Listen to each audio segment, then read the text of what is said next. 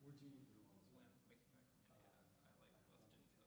When making my India, I like both didn't feel great from like whatever I ate. Didn't get him to go in. What I assumed was like allergies. I was like kind of just feeling crappy. And so I did it to just be like maybe I didn't know.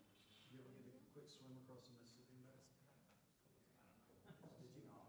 Why do you swim Mississippi? That was just Same thing, like it wasn't, I didn't have like coronavirus symptoms of like a cough or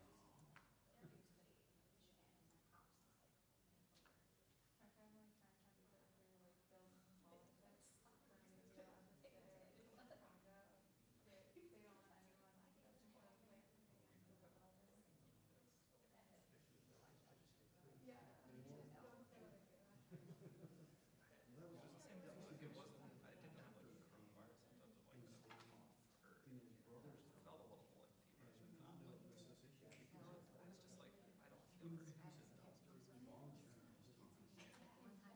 I felt a little like feverish and not but I was just like, I don't feel great. If I lived in Manhattan, I could come stay with you. You already had coronavirus from some trip to China 20 years ago.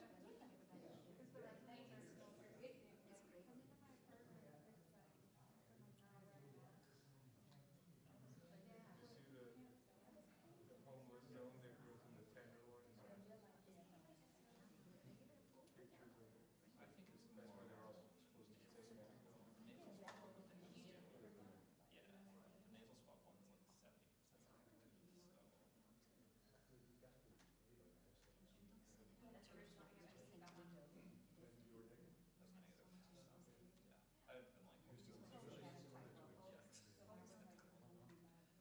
Who's doing the trips next week for y'all?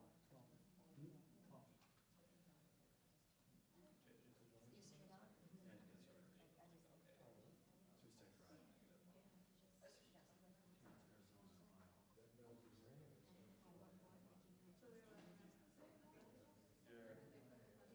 Arizona, Ohio. Yeah. well, we went there the next day. During the Like, silos, you guys they're going to containment zones for the homeless. I just had no one as with me and I was thinking about it. I was just looking for.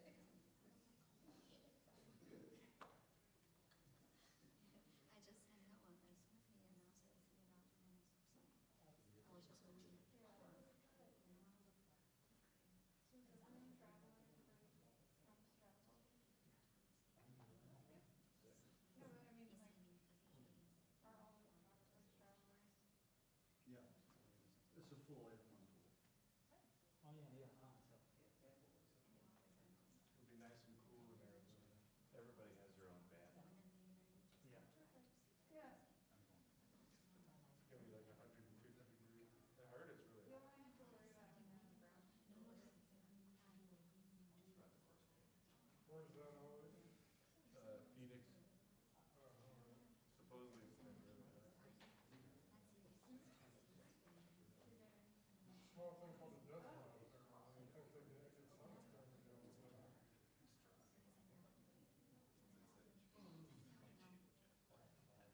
It's a dry heat on it, dry heat. Dry heat. Just like the oven. No, I know, I don't sweat when I'm there. Just like an oven. Are they testing everybody for the trip?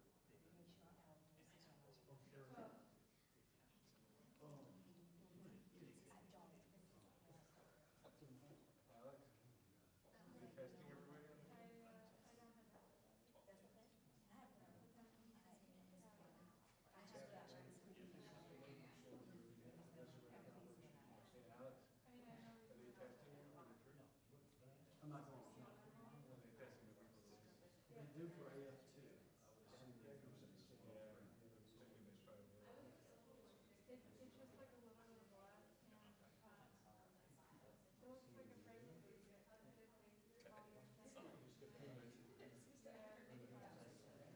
There's no reports.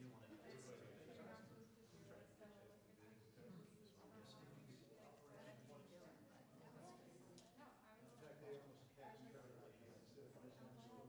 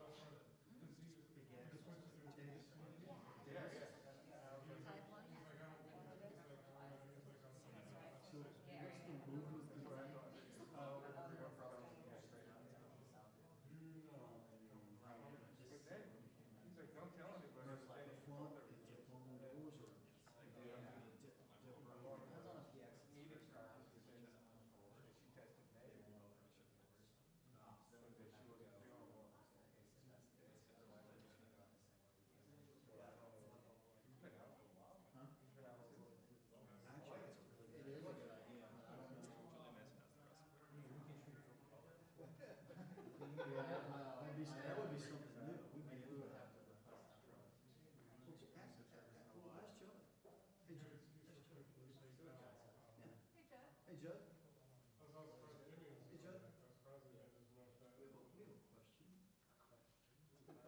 we have a question. This is a question. Just a trick question. We were thinking that we could maybe go on the balcony. Yeah, it's a great idea. It's really good for social distancing. It's good for socially distancing and, you know, Don't count. we don't have to look around, you know. I mean, Tracy and this guy could stay there with us. I mean, it'd be something different for you. Problem is, Yeah. I mean, honestly, you look close enough to it. No, I mean, Especially, Right, but as soon as he gets down the steps, he can do this like, yeah, no, I can, you can drive down in like this. it's an idea. I can get from my house to the bureau. Oh, come on. Should we expect I can be door to door. Really? How does it feel about like It'd be something new. It'd be cool. or a chair? You know, if Katie were here, she would make No it. chair? No chair. Yeah. well, that's the thing. Really tough. Yeah, it could be good. I bet you get the auto people down there. Get a bigger phone. how many I miles? get the auto people down there. 25, I think. No, no, no, no, shit. It's 16 to the DC line, like from almost 50. See what happens. You're talking about to get to the bureau? So from like the DC line out there, it's 295 DC there, where it starts. Right, exactly. Before I get out there. That would be a nightmare. No, that's not. 6 or 7 miles to the highway each way, you know, it's kind of messed up. Yeah. Especially, I still come in early, but I've been, if there's no traffic, even when I leave, like when I leave tonight, like on normal clock. They sound like When I leave tonight, Let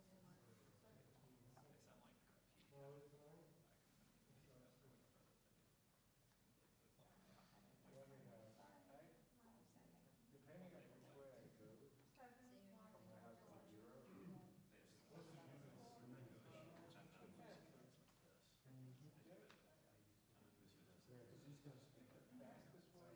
Yes, sir. If I stand here, you have enough swivel.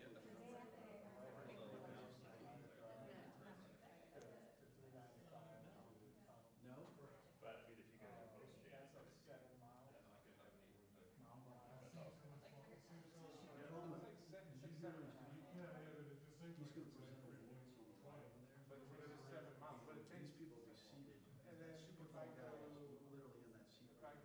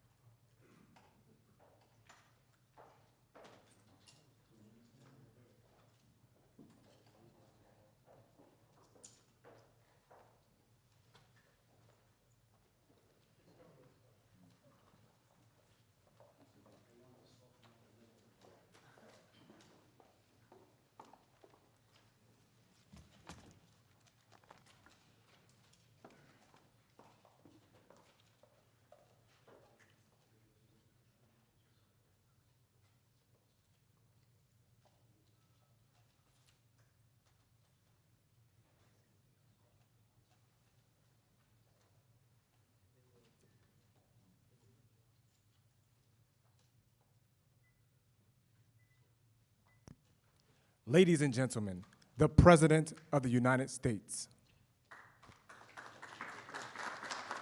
Thank you. Thank you very much. It's a great honor to have you all.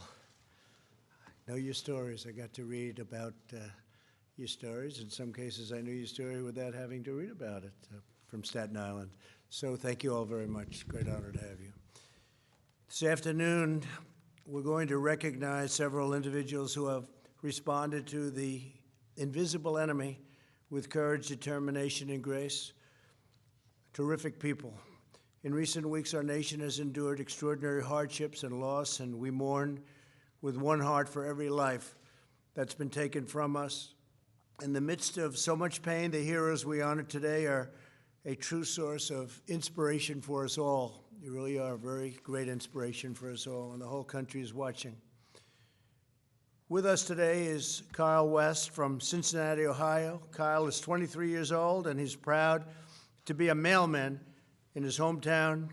I know Cincinnati very well. I actually worked in Cincinnati, and it was the Queen City. I had a great experience. Many of the people on this route are older Americans in a low-income area, and as Kyle says of his job, we're not just mailmen, we're mechanics, movers, and many other things. We're part of the neighborhood. That's true, isn't it, huh, for a mailman? Kyle talks to roughly 500 of his customers each day, bringing a cheerful smile and a listening ear to every parcel of mail. When the pandemic hit, Kyle delivered a note to hundreds of older Americans on his route. It said, if you are at risk and need help getting essential items, let me know. I will do what I can to help. That means you get it done, right? That's what he means. Sincerely, Mailman Kyle. Since then, Kyle has received more than 400 responses, and he's delivered vital groceries to dozens of senior citizens. Kyle, your love for your neighbors lifts us and the entire nation. Would you come up and say a few words, please? Thank you, Kyle. It's terrific. I'll move that down for you. Thank you. Thank you. All right. Thank you, Mr. President. I'm greatly honored to be here to represent my fellow postal employees as we continue to provide our essential services to America. Customers often tell us during difficult times that seeing us out every day gives them a sense of normalcy in their life. The gratitude we are receiving from our customers is greatly inspiring, and the thank you notes along our routes are helping us get through. We're delivering a lot of essential items at this time. The amount of medicine has greatly increased. Customers depend on us for Social Security checks and other financial information, census material, mail-in ballots, and then essential items that they're ordering online. At the Postal Service, we're continuing to follow CDC guidelines to keep ourselves and our customers safe. Social distancing, wearing a face mask, lots of hand washing, and the cleaning of our vehicles and facilities. I'm very proud to work for the Postal Service and to deliver for our country. Thank you. Great job. Thank you very much, Kyle. Also with us are Libby Bish and Raphael Mello, and they're real estate agents in Northern Virginia, great business real estate. When one of their clients told them that his restaurant had been hit hard, Libby and Raphael decided they wanted to do something to help. They began raising money to buy food from restaurants to donate to local hospitals. Within a few weeks, they have raised over $6,000, made 18 deliveries, and fed over 500 healthcare workers. And Libby and Raphael, please, I'd like to thank you and acknowledge you by having you step forward and say a few words. Please, please, please. Thank you, Mr. President. Kind of covered it all for us already. So we are real estate agents in the DC area, and this mission really came about after receiving a phone call from some of our clients who work in the food and beverage industry here. They gave us some insight on what COVID-19, how the impact that it had on their business, and from there we just felt compelled to act. So we started a GoFundMe campaign to give them some additional business, took money, ordered catering directly from their restaurant, and we dropped it off with different staff working at various hospitals around the area, tirelessly, obviously. The campaign started picking up, so we started doing more donations, and we kept dropping off. We also increased our goal, but we kept dropping off at different hospitals around the area. So another really cool factor that we did to sprinkle in with this was we started compiling videos of some of our contributors and expressing their gratitude, and those videos were being sent along with the food drop-offs. Let me get you right. Some assistance with him. Yeah, so Mr. President already addressed most of this, but we named our campaign Frontline Fuel. We raised over $6,000, helped over 18 local businesses, and delivered meals to nurses and doctors in the area, over 500 nurses and doctors. We also partner with a local boutique company that produces hand sanitizer, Defy Aesthetic, to include in our drop-offs as an added bonus. Our mission is simple. We want to help local business while also encouraging and helping healthcare workers who are selflessly working around the clock to ensure the health of our people. Thank you, Mr. President, for this opportunity. It's an honor to be here today. Fantastic. Thank you both. Thanks very much. Great job. Tall guy, right? Next. So how tall are you? 6'8". 6'8", that's a good height. That's, I have a son that looks like he's going to be right around that number. Barron, right? He's going to be up there. That's really good. Thank you very much, and thank you, Libby, very much. Today we also honor T.J. Kim, a high school sophomore from McLean, Virginia. T.J. hopes to serve as a pilot in the United States Navy. At just 16-year-old, 16, boy, that's a great age. T.J. is already taking flight classes to get his pilot's license. When he heard that hospitals needed more personal protective equipment, he launched his own mission, Operation SOS, which stands for Supplies Over the Skies. He worked with his school, church, and community to collect medical supplies. With the help of the flight instructor, who probably was a very good person, what do you think? Pretty good? Good flight instructor, too? Knows how to fly, right? Pretty good. You better take your lessons from somebody that knows how to fly. But who also joins us today, and TJ has flown and delivered more than 10,000 pieces of personal protective equipment. That's a lot of work. That's a lot of flying, too. That's great. And there can be no better preparation for flying the military planes, right? I think there can be nothing better. But you're going to 4 rural hospitals in Virginia. So, TJ, come on up and say a few words, please. Great honor. Thank you.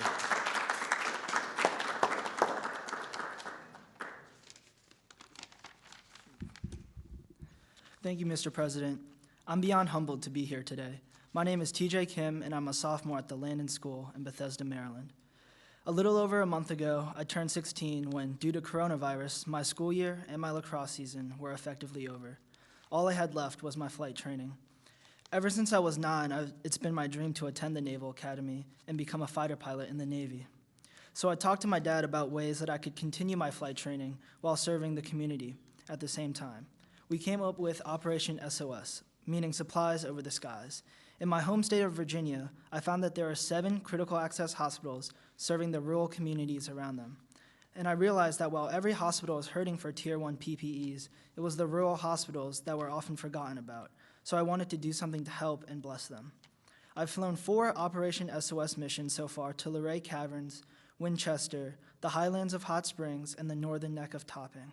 I've sourced and delivered 8,000 medical gloves, 2,000 head covers, 1,500 shoe covers, 400 masks, as well as protective eyewear, isolation gowns, hand sanitizers, and disinfectant sprays. The response has been amazing. Throughout my journey, I've learned 2 lessons. First is that it takes a community to serve the community. What I mean is that I'm blessed by an incredible community that includes my family, my teachers and peers at Landon, my flight school, my neighborhood, and my church.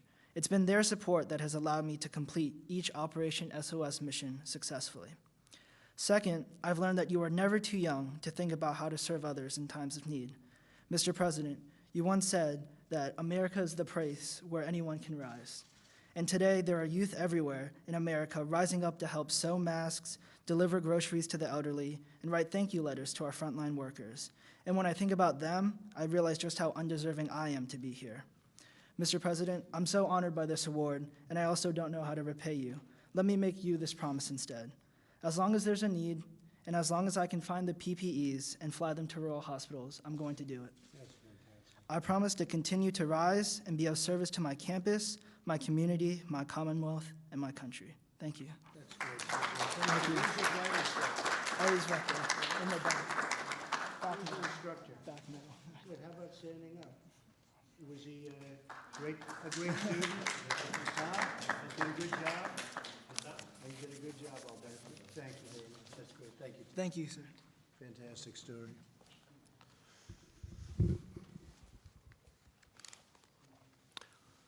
So a man that I know because I spent a lot of time and spend in a place called Staten Island, right? That's true, Frank, you know that. Frank Siller from Staten Island, New York, really special place. I spent many an hour, many a day with my father there over the years, and it's just great. Nearly 2 decades ago, Frank founded an organization called Tunnel to Towers to support the loved ones of the fallen first responders and service members. He began this mission to honor the legacy of his younger brother, firefighter Stephen Siller. And so Stephen's looking down right now, and he says, my brother's in the White House doing a real job. He's very proud of you. I know how hard you work. Coming from New York, I guess especially, Frank, I know how hard you work, and you've done a fantastic job. We appreciate it very much. But he was one of the immortal heroes who gave his life on September 11th, 2001. As the virus began to spread in New York earlier this year, Frank leapt into action. He helped raise money to deliver more than 1 million pieces of personal protective equipment. That's a lot. For hospitals in the city, Frank and his army of volunteers have delivered food to firehouses and phone stations and police stations and all sorts of places all across New York and New Jersey. Frank also raised over $5 million to help pay the mortgages of families' homes at 25 first responders. I guess it's a total of 25. So you have a lot of people that are very thankful, Frank. I've heard a lot about it. First responders and healthcare workers who have tragically lost their lives in the fight against the virus. It's a vicious, vicious enemy. Frank, I want to thank you for continuing to support our nation's heroes. And again, your family and your brother is very proud of you, looking down. And please come up and say a few words, Frank, please. Thank you.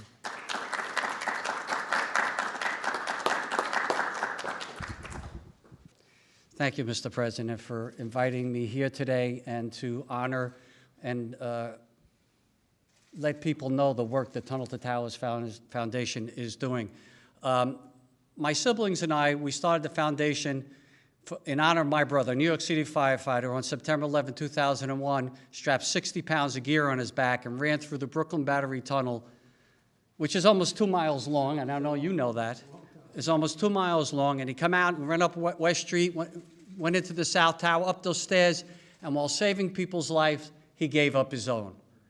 And since then, we've been honoring our military and first responders ever since. We built specially adapted smart homes for our country's most catastrophically injured service members. We deliver mortgage-free homes for Gold Star families and fallen first responder families who die in the line of duty, who leave young families behind. And Mr. President, when you said that we are at war with an invisible enemy, we couldn't have been more proud to know that we're doing our job and what we're supposed to be doing as a local foundation, as a national foundation, to make sure that we take care of the frontline healthcare workers. We follow the teachings of St. Francis of Assisi, who said, brothers and sisters, while you are here, while you have time, let us do good.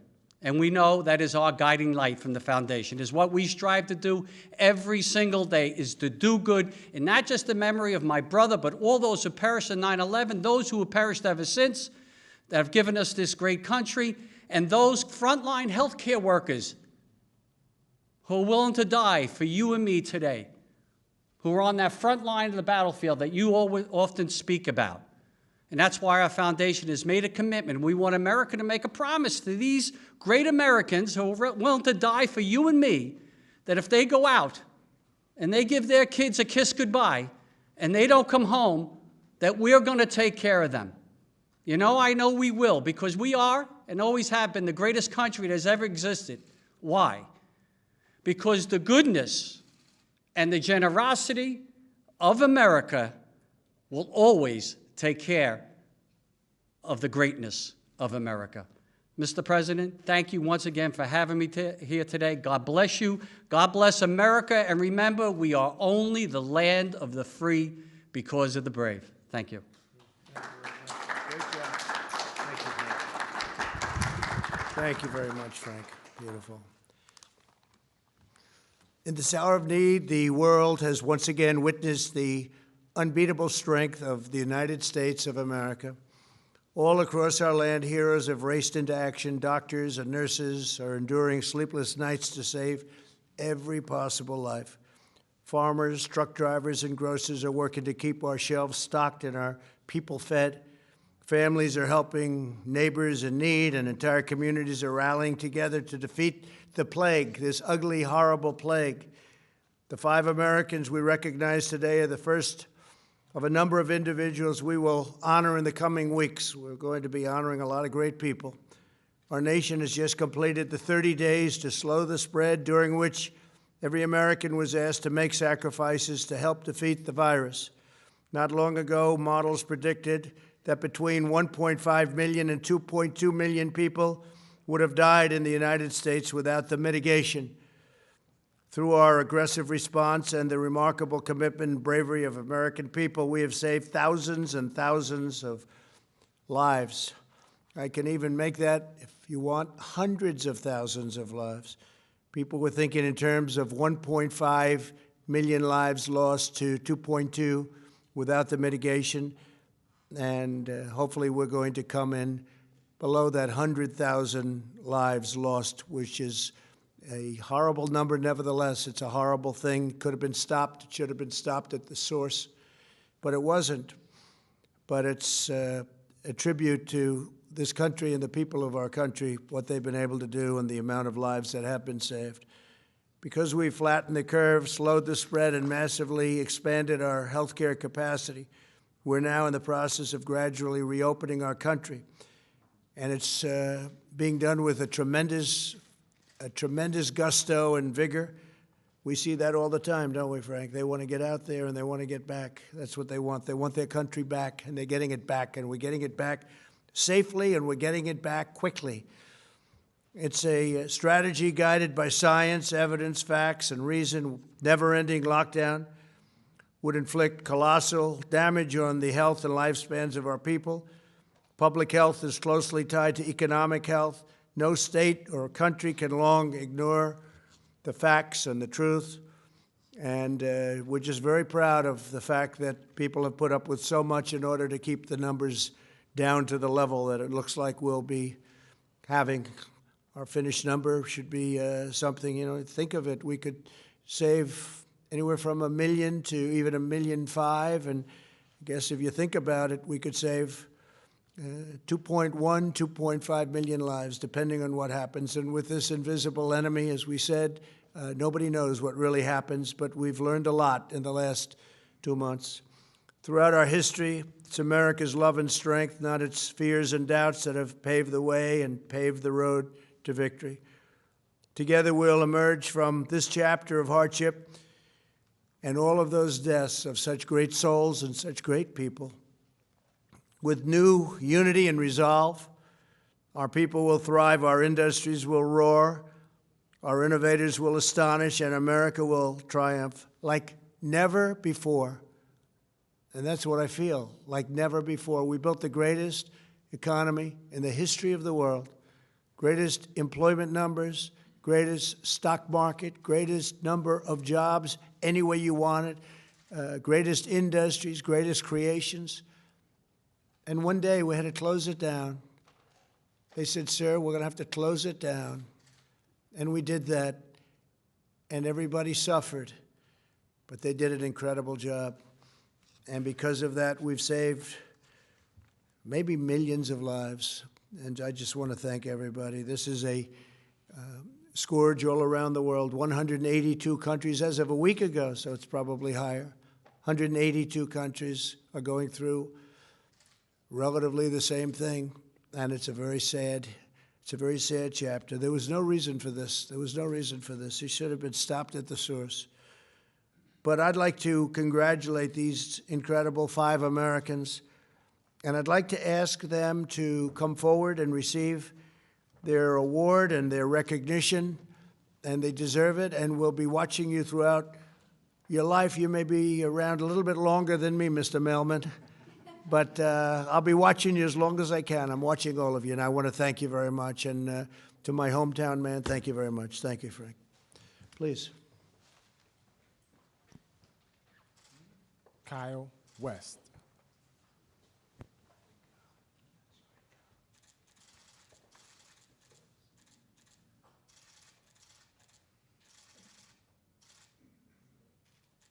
Want to get your instructor up here? Come on. Come on up here. Let's get a shot. You want to do it? Okay, good. Yeah, thank you very much. Yeah, you could come up. Why don't you come up together? Sure. Fellas, you could all come up here if you'd like. I think it would be maybe just as good. Please come up. Libby Bish. You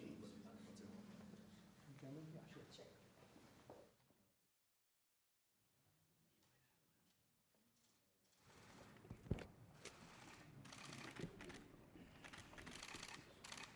Thank you very much. Congratulations. Thank you very much. Thanks. Raphael Mello. Yeah, I think so. Let's do one, and then we'll do one as a single, right?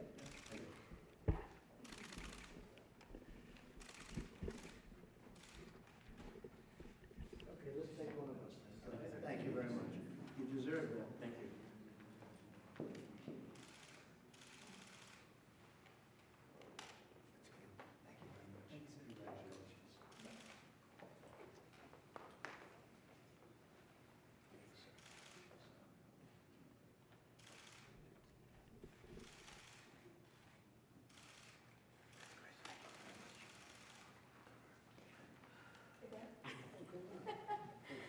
Almost forgot. I know. We won't let that happen.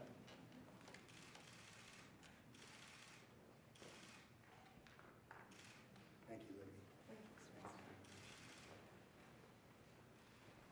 So that was great, and you represent a very important part of this country, and we appreciate it very much. Thank you very much. Go have a good day. Bye. Thank you.